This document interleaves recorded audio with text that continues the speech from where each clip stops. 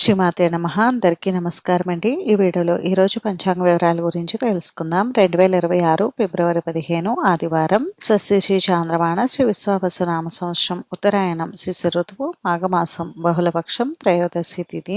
ఈరోజు సూర్యోదయం ఉదయం 6:32 ఉంది. సూర్యాస్తమయం సాయంత్రం 5:57 ఉంది.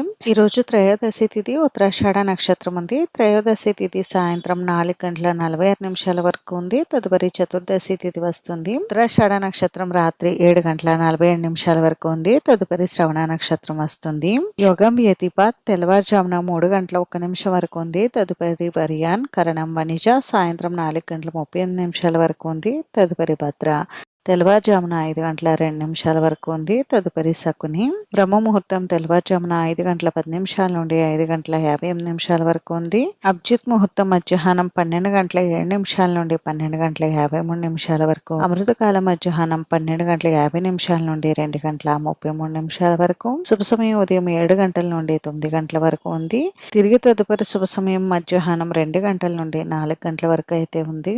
వజ్యం రాత్రి 12 గంటల నుండి 1:41 వరకు. దుర్ముహూర్తం సాయంత్రం 4:22 నుండి 5:07 వరకు ఉంది.